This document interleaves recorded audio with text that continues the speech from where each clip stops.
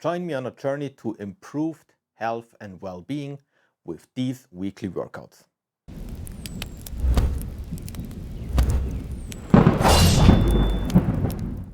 Hey guys, welcome to the High Ground. My name is Fabio and this is the second video of our Fit for Life series. For those of you who don't know the series, a brief introduction. I have trained a lot in my life. I have professional coaching as an alpinist. Now I'm working with the fire department. We have coaches again. And I wanted to share with you the training that I am actually doing in order to be prepared for the demands of my work as a firefighter, but also for anything else that I'm doing in the outdoors, like climbing, hiking, mountaineering. And this is this series.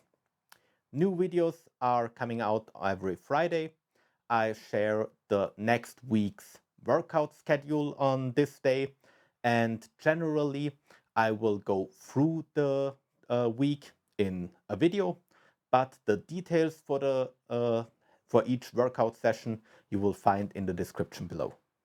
If you want to be notified about new workouts that I post, make sure to subscribe to the channel and hit the notification bell. And yeah, I'd say let's get started.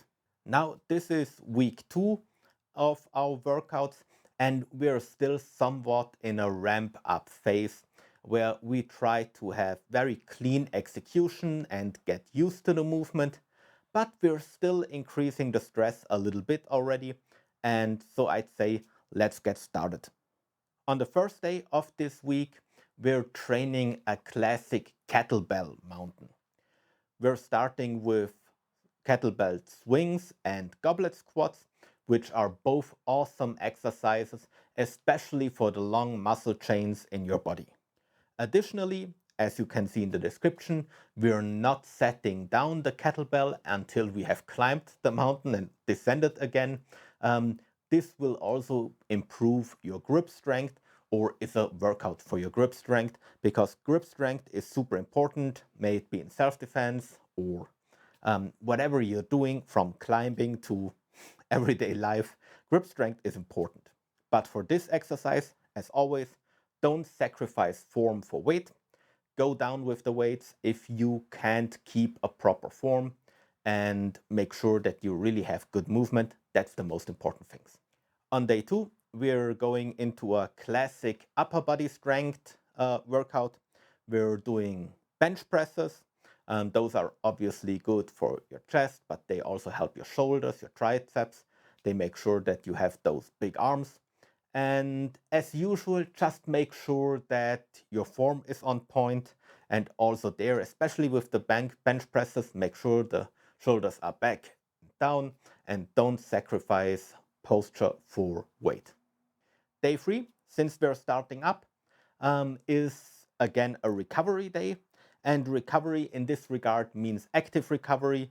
Make sure that you move for 30 to 60 minutes, go on a hike, go on an easy run, or go just on a walk if that is what you're after on this day. Don't only sit on the couch, because that's actually not your regeneration, but that's just being lazy.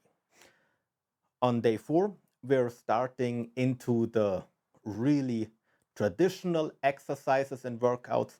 We're doing a back squat ladder. I explained how a ladder works in my first video. You might want to check that out. It's week 1 in introduction. I'll link it in the description below. There I also explain any other thing that you will find in the description with these trainings on how many reps and sets, etc., and how everything should be understood. For the back squat, also remember, weak legs equal a weak mind, but don't overdo it. Back squat is one of the exercises where people, and I'm saying it again, I know, lose form just to have additional weight. Make sure that you really have a clean form. Only go down as far as you can, right? Try to, of course, increase your range of movement, but I mean, it's the second week, the first week that we do back squats. So if you can't go down all the way and have to work with a light weight, then so be it.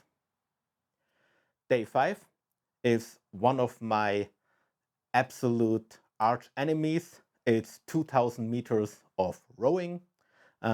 Obviously, if you don't have a kayak, I don't have one, go on a rowing machine. And this is a mid-range cardiorespiratory power endurance workout. So we're really training with it those mid-range efforts. It of course depends on how long you will take to row those 2000 meters. Try to be below 10 minutes. That's a good starting point. But of course, important, play around with the technique. It's the first time that we're rowing. You can get a lot of speed just by improving your rowing technique.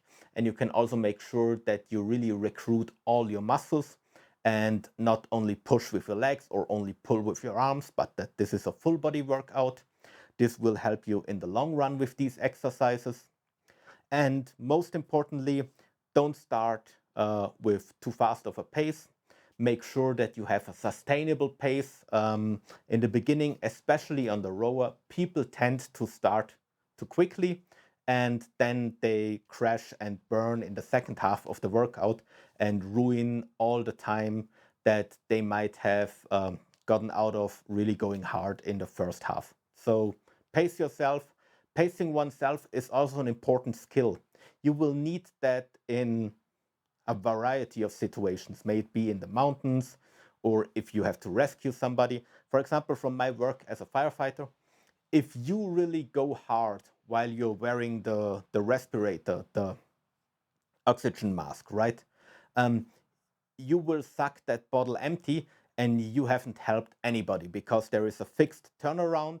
And if the pressure in your bottle goes below that turnaround number, you have to go back. So pacing oneself and being efficient with the breathing, etc., is really a skill that is also important in these situations.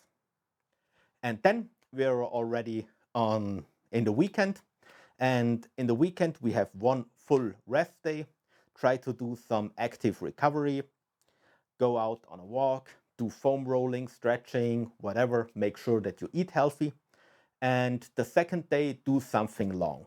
Go on a hike outdoors, go on a longer run, ride your bike for a little bit longer. I would suggest if you last week went for more distance, then try to have more incline this week. And vice versa, if you really did a steep hike last week, then maybe go for a little bit of flat, longer distance run this week. Okay, that's already it with this week's workout. Check the description below. There you actually have the schedule with all the warm-up exercises, etc. Please let me know if there is something unclear, comment it below. If you found this video helpful and want me to continue with this series, please give us a thumbs up. It's really important for me to see if you like this kind of video or if it is not useful to you, because then I will just stop doing it.